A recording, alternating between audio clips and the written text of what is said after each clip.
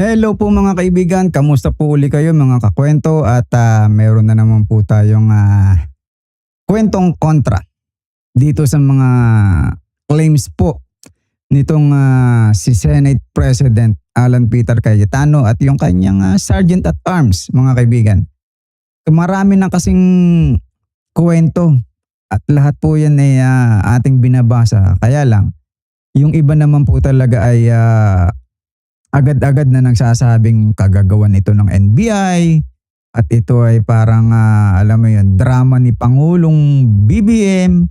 Mali po mga kaibigan.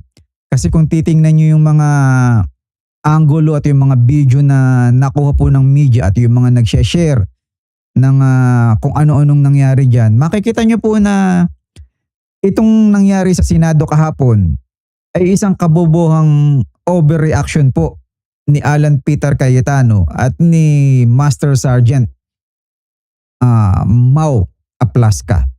Marami po silang maling desisyon kahapon mga kaibigan. Aminin ko, akala ko ay talagang medyo planado, kaya lang naging parang planado dahil nga po may mga nababasa tayo na akala natin alam mo yun, stage. Pero sa aking pagtingin mga kaibigan, perspektibo ko, overreaction po ang nangyari sa dalawang sabihin nating may otoridad dyan sa Senate, si Alan Peter Cayetano at si Mau Aplaska, na nagresulta po sa pagtakas ni Bato de la Rosa. Explain natin mga kaibigan, panoorin muna natin tong drama po ni Alan Peter Cayetano. That is under attack. Was under attack. Kung tututukan kita ng baril, papasukin ko bahay mo na may baril ako. Nag-warning shot ka, pinutukan kita pabalik. Is it not an attack?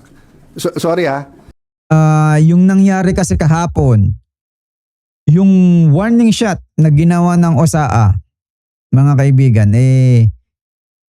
nag-warning shot din yung NBI. Hindi po sila nag-barilan human level po.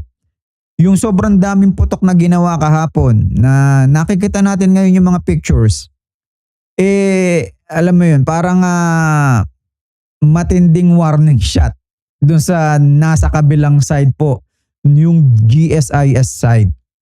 Diba? Ang daming putok na ginawa nung OSAA doon at yung nahuli naman na yung sumukong NBI agent na nag-warning shot din. Diba? Tapos may kasamang isa, umalis na din doon sa perimeter na yon, doon sa area na yon, mga kaibigan. So, totoong may nangyaring palitan, kaya lang warning.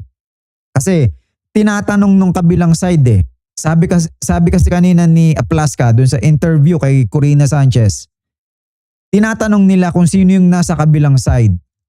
Kasi nga, may nakita daw silang mga armed personnel doon sa kabilang side.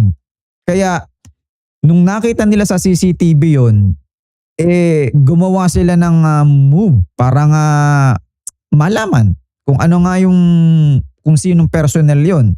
At nakita nila NBI agents nga po. Ngayon, nasa kabilang side yun ng GSIS. Wala yun sa area nung Senate po. Nandun sila sa GSIS. So kahit pa yan ay 6 inches mga kaibigan, nasa side sila ng GSIS. Wala talaga sila doon sa Senate. At mapapanood natin yung video yan mga kaibigan na wala talaga sila. Hindi sila napasok doon. At talagang hindi sila makakapasok kasi may ginagawa sila mga kaibigan. So dito kay Alan Peter Cayetano na threat na alam mo yun, nag-warning shot tapos pinutokan ka mga kaibigan. Hindi pinutokan sa human level. Warning shot din po yung inamin ng NBI. And then tinatanong nga sila, NBI kami. So doon natapos yung kwento. Hindi na natin alam kung ano man yung sumunod na mga pangyayari at umalis na nga po yung NBI doon sa area na yon. At ang nangyari nga ang nagpaputok ng marami. Nung sigurong hindi na sumasagot yung NBI sa likod, yung pong mga OSAA. Kasi sabi ni General Browner mga kaibigan, walang Marines na nagpaputok ng kanilang mga armas. Walang Marines na nagpaputok. So ang nagpapaputok doon yung mga gwardya ng Senado mga kaibigan, yung mga OSAA na under ni Aplaska, under ni Peter Cayetano mga kaibigan. So yun po, itong video ito mga kaibigan, sana maliwanagan kayo na ang mga NBA agents dito na nasa likod mga kaibigan. Yan, yung kinatatayuan ng lalaki doon sa kabilang side, yan po yung Senate. At makikita nyo, nagdridrill sila dito. Sila ay naririnig nung media na nasa kabilang side. Makikita nyo yung media ng GMA7, News 5, at One News. Nandun sila po. Nakikinig sila, tinututukan nila yung pinto ba siguro by 3 meters o 2 meters yung iba yung layo. Naririnig nila, sabi, may nagdridrill sa kabilang side. Diba? May nagdridrill. At meron pa nga isa akong media na narinig. Ang sama-sama ng pagkaka-report niya mga kaibigan. Napakapangit. Alam mo parang nabayaran siya eh. Pasamain yung NBI mga kaibigan. So panoorin natin itong video at papakinggan natin yung pinag-uusapan nila kung ano man yung kanilang ginagawang project dyan mga kaibigan o kung ano man yung iniuuto sa kanila maririnig natin. At hindi tayo mag-share basta-basta ng alam mo yung parang sisiraan agad ng NBI mga kaibigan. Atin po munang alamin kung ano man yung nangyari.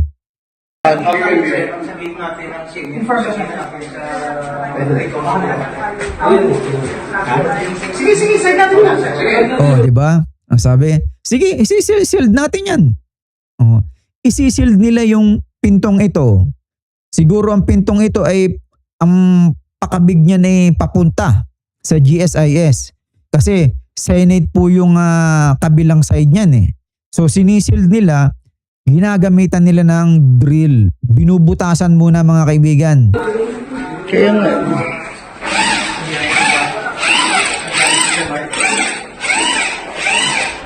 Sabi ako sa Sir Mark. Ako. Sir, ito Sir Mike. Sir Monching. Sir Monch? Si Mike? Ay.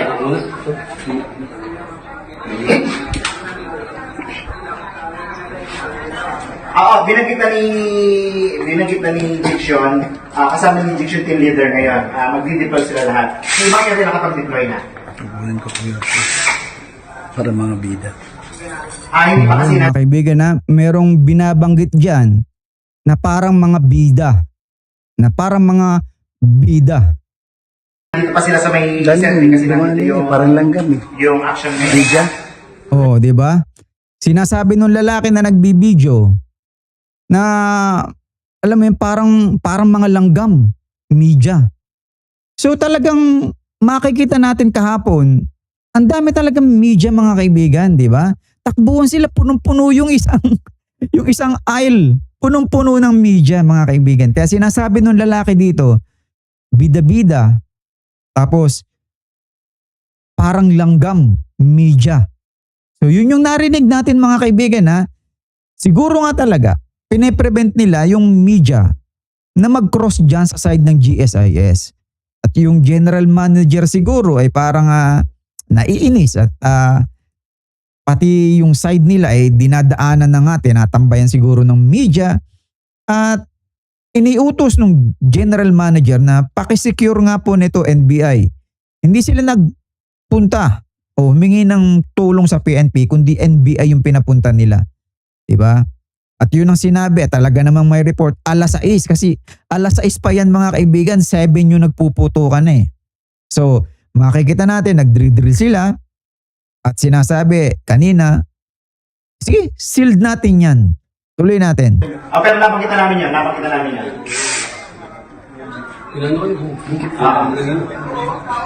Kaya nga. Kasama namin yung NBA nila. Sige. Okay.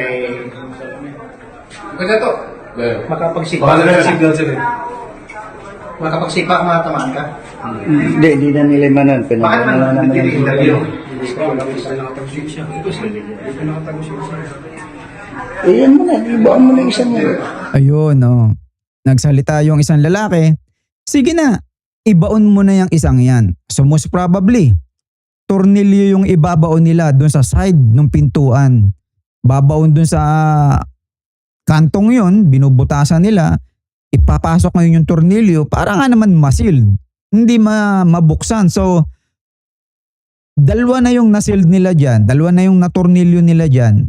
At sabi ng lalaki, yung pangatlo, sealed na, itornilyo mo na. Bono na, nakaklear mo tayo ng dalawa. Yan ang isa, mo na. Oh, nakatapos na sila ng dalawa. Yung pangatlo, sige, itusok mo na yan, itornilyo mo na yan. Bakan mo na, sige na ulit. Sige, sige. Oh, ibaon mo na, sige, ibaon mo na. Go lang, go lang.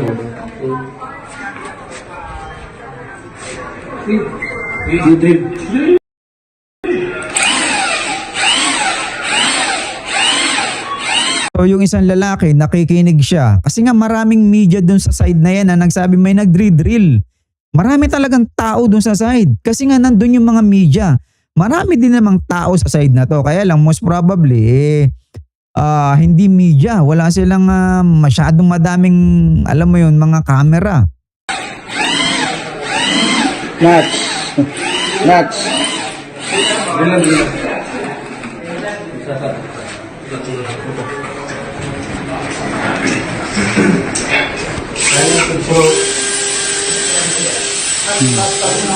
Ito niya mga kaibigan, no? Wala namang nagkakamera dito, walang media sa side na yan.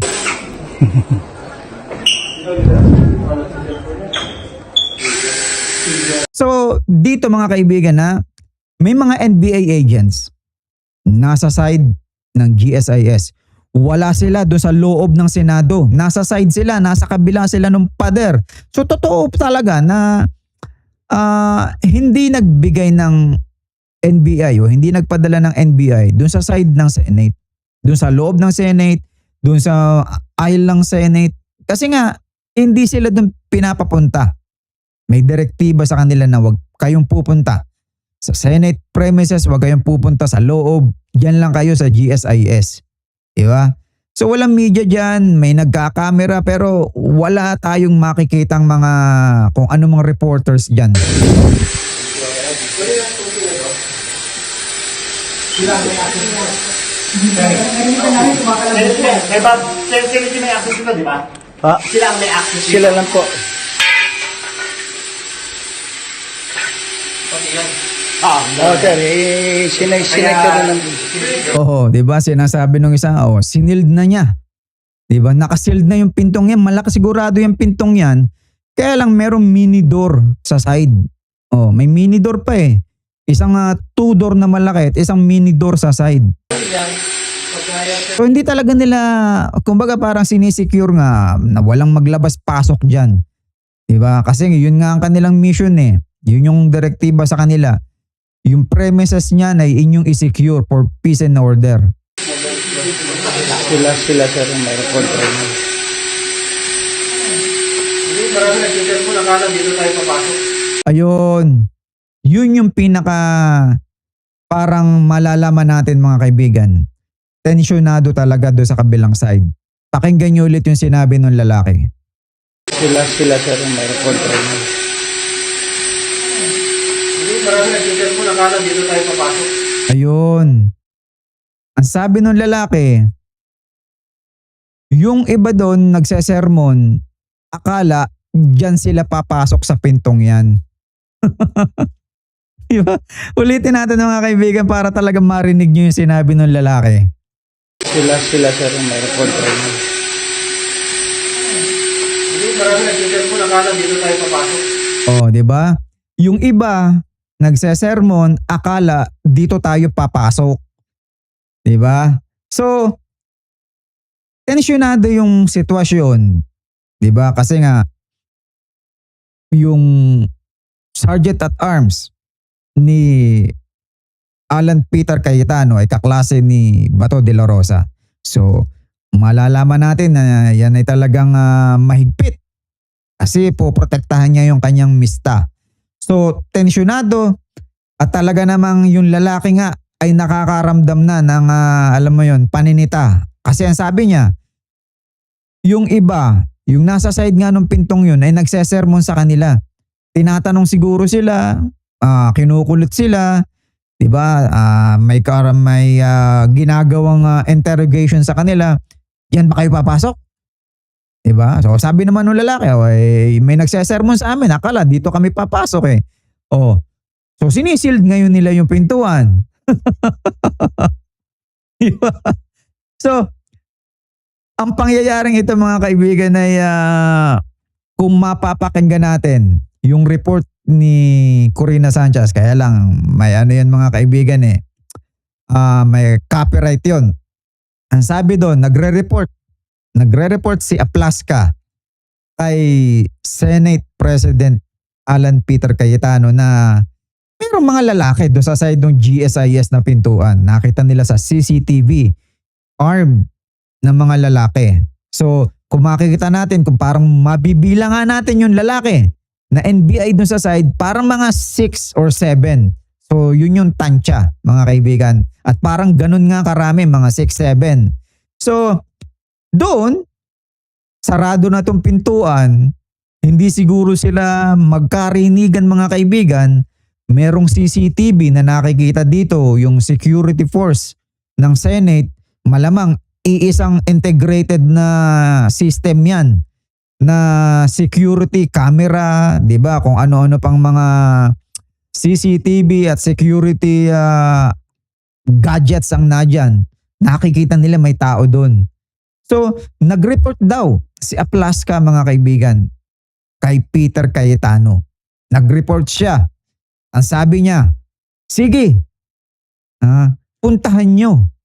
Kung ano man yan gawin nyo kung anong nararapat. Yun yung utos sa kanya ni Alan Peter Cayetano kay Aplaska. So si Aplaska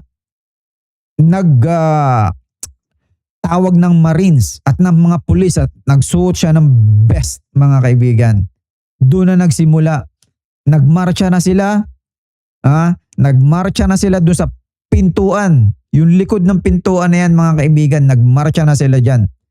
At kung makikita nga ninyo yung picture ng mga tinamaan ng bala mga kaibigan, yan yung side na yun. Yan yung side na yun.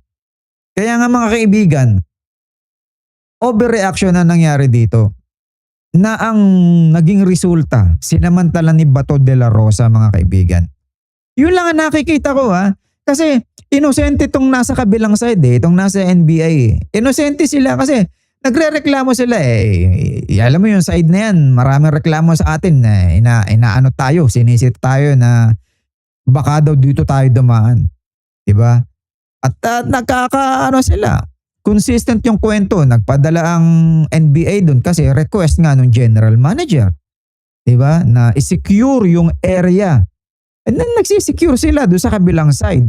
Pero yung kabilang side pala mga kaibigan, ay may namumuong tension na doon. Diba? Namumuo na yung tension dahil minomonitor nila yung mga tao Hindi nila tauhan to kasi hindi nakasuot ng kakulay ng damit nila mga kaibigan. At hindi rin nila kilala. So naging suspects mga ito, nung OSAA. Diba? Kasi wala nagpaputok na Marines Kung makikita natin yung isang video ng Billionario Channel, yung mga Marines doon nagsiatras. Yung isang Marines doon, yung kanyang baril hawak pa doon sa kanyang handle So hindi tensyonado mga kaibigan yung mga Marines. Ang tensyonado yung mga OSAA. Diba? Yung mga OSAA ang tensyonado. Kasi under siya nung tensyonadong Sergeant at Arms na si Aplaska. Diba? Yung mga police na alerto lang sila. Pasilip-silip lang sila. Diba? Nagtataboy ng kaunti ng media. Pero yung mga Marines, naglalakad lang sila doon. Pasilip-silip lang. Parang nakaganon lang yung kanilang mga baril sa balikat Diba? Yung isang Marine, sabi ko, hawak pa niya sa handle. Diba? Yung kanyang baril. Kaya, tensyonado. Malaki ang nangyayaring, alam mo yun, hindi kalma yung nasa side ng Senate. Hindi sila kalmado. Dito, ginagawa lang nila yung nirequest sa kanila na gawin, yung i-secure yung area. for peace and order at nagdadaanan yung mga tao dyan sa pintuang yan. Kita nyo, sinisild. Diba? Sinisild nila eh. Para nga hindi na mabuksan. At sabi pa nga nung isa, temporary lang yan. Diba? Temporary lang yung ginagawa nila yan. Hindi yan talagang permanente. Na yan ay, alam mo yun, nakasild. So mga kaibigan, sana po, kalma din tayo. Kalma. Hindi tayo magkakaintindihan kapag nakita lang natin yung video. Sasabihin natin, alam mo yun, kagagawa na naman ni BBM, kagagawa ng NBI. And then yung kabilang side naman, stage yan. Planado. Diba? Ako, nagulumihanan din mga kaibigan. Pero kung lilinawin natin, si Alan Peter Cayetano at si Aplaska ang may kasalanan nito mga kaibigan. Matinding overreaction. Matinding, alam mo yun, na ang ginawa agad nilang action. Diba? Matindi agad na action. Alam naman pala nilang NBI, yung nandun sa kabilang side, nung sila ay nag-warning. Diba? Ang nangyari, nung hindi na siguro sumasagot yung NBI at ayaw nga makapag-enkwentro sa kanila, umalis na. Puro warning shot na napakadaming pagpapaputok. So pinapanood ko rin mga kaibigan. Nung time na yun nagpuputukan, iba yung unang putok at pangalawang putok. Napanood po natin yun ng live mga kaibigan. At talaga namang malamang nga, miscalculation, misencounter at alam mo yun, misunderstanding. Lahat na ng miss nangyari dito mga kaibigan. At yung mga misses na yon, sinamantala po ni Bato de la Rosa at ni Robin Padilla mga kaibigan. Diba? Walang tension. Walang tension dun sa mga senador. Si Alan Peter Cayetano po na hanggang ngayon yung kaninang interview sa kanya sa media, nanggagalaiti pa rin siya. Tensionado pa rin siya mga kaibigan. Diba? Galit na galit siya. Tensionado na siya kahapon. Tensionado pa siya ngayon mga kaibigan. Kaya dapat na siyang palitan. Diba? Ibalik natin si Tito Soto. Diba? Hindi magkakaigi yung impeachment pag si Peter Cayetano po ang mag-preside dyan. Malabo pong maging matino ang impeachment ni Sara Duterte. Diba? Sabi ni Amy Marcos, gustong-gusto na namin yung impeachment. Mga kaibigan, huwag tayong maniniwala. Diba? Mga DDS, huwag kayong maniniwala na gustong-gusto ni Amy Marcos ang impeachment. Na ano lang siya kahapon. Diba? Na-surprise lang siya nung pangyayari. At most probably, sasabihin ko, kung nagkamali ako kahapon, tingin ko po hindi yan stage. Overreaction ang nangyari dyan mga kaibigan. At yung paglabas ni Bato de la Rosa, yun yung, alam mo yun, talagang nakakainis. Diba? Kasi nga, itong si Alan Peter Cayetano, may deal kay Director Matibag. Ang problema, custody niya si Bato. Kaya lang nawawala. Paano ngayon yan mga kaibigan? Paano ngayon yan? Paglabas ng TRO, hindi yan maaasahan. Diba? Kahit pa lumabas yung TRO na yan. Diba? Kasi si Alan Peter Cayetano nakagawa na ng mali. Diba? Hindi niya sinecure si Bato. Tumakas pa rin. Diba?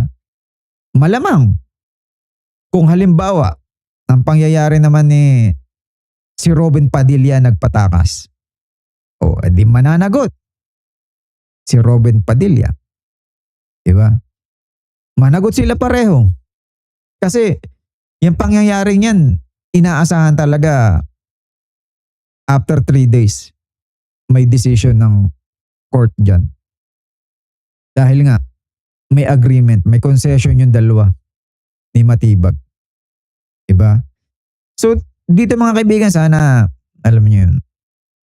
Naunawaan natin yung mga, ako talaga kahapon, hindi ko rin maintindihan. And then pinanood ko nga yung mga video nagsilabasan at yung mga usap nila. Yan, nalaman natin. Wala po talagang intention mga kaibigan. Kundi overreaction. Hindi po napag-isipang mabuti ni Alan Peter Cayetano yung utos na pinagawa niya kay Aplaska. At maari pa nga hindi dapat si Aplaska humingi ng order kay Alan Peter Cayetano kundi doon sa mas mataas niya superior. Diba? Kay General Nartates. Humingi sana siya ng order doon or kay DILG Secretary Remulla. Sana ganun ang ginawa niya mga kaibigan. Diba? At yung sinasabi nga kagabi ni SILG Remulla na merong 6 to 7 armed men. So yun na nga po yung NBI agents doon na nasa kabilang side, nasa GSIS area. Diba? Miscalculations, hindi pagkakaintindihan ng dalawang magkakamping. Dapat na magkasama, nagtutulungang grupo. Hindi nagkaroon ng coordination mga kaibigan. Diba? Most probably, itong pagtakas na ito ni Bato mga kaibigan talagang malaki ang epekto nito sa bansa mga kaibigan. Diba? Kahit anong papaganda ng Pangulo, kung may mga grupong ganito mga kaibigan na ilang araw nang ginugulo ang Senado, ilang araw nang ginagawa ng kabalbalan ng Senado mga kaibigan, hindi na po nakakatuwa. Hindi na po nakakabuti sa ating mamamayan. Diba? Sana naman po, yung mga DDS senators, mag-isip-isip naman po muna na, alam niyo yun, huwag naman masyadong agresibo. Diba? Si Alan Peter Cayetano kasi ang napaka-agresibo dyan. Kasi gusto niyang i-maintain yung kanyang Senate presidency. Diba? Ambisyoso yung mama mga kaibigan. Diba? Napaka-ambisyoso. Pero wala pa naman siyang nagagawang tulong mga kaibigan. Diba? Puro ngiyaw-ngiyaw lang ang ginagawa ni Peter Cayetano. Siya lang yung pinakamaingay kasi siya yung pinakamahalaga. Mouthpiece si Peter Cayetano mga kaibigan. Mouthpiece siya ng DDS senators. Diba? Kaya siya yung laging na-elect. Kaya siya yung laging naka-front. Mouthpiece. Speaker mga kaibigan ng mga senator dyan.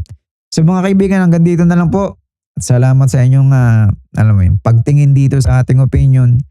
At maliwanagan po sana ang lahat na yung mga NBA dyan ay alam nyo yun, pinupunan ng mga OSAA siguro. Hindi naman sila pupunahin ng PNP mga kaibigan Most probably OSAA yung namumuna sa kanila dyan. Diba? Na dyan ba kayo papasok? And then sinabi ng lalaki, marami nagsesermon sa kanila na kung dun daw sila papasok. Diba? So mga kaibigan, maraming salamat. Sa susunod, meron ulit tayong kwentong kontra mga kaibigan. Nautol tayo. Meron ulit tayong kwentong kontra dito sa mga sinasabing mga pangyayaring ito ngayon sa ating political environment mga kaibigan. Hindi maganda ang ating atmosphere ngayon. Political atmosphere ng Pilipinas ay talagang napaka lugmok. Diba? Wala na po parang wisdom ang ating mga politikos. So mga kababayan, maraming salamat. Pagpalain po kayo ng Diyos at sana po ay lagi kayong well sa inyong araw-araw. Maraming salamat mga kaibigan. Thank you po.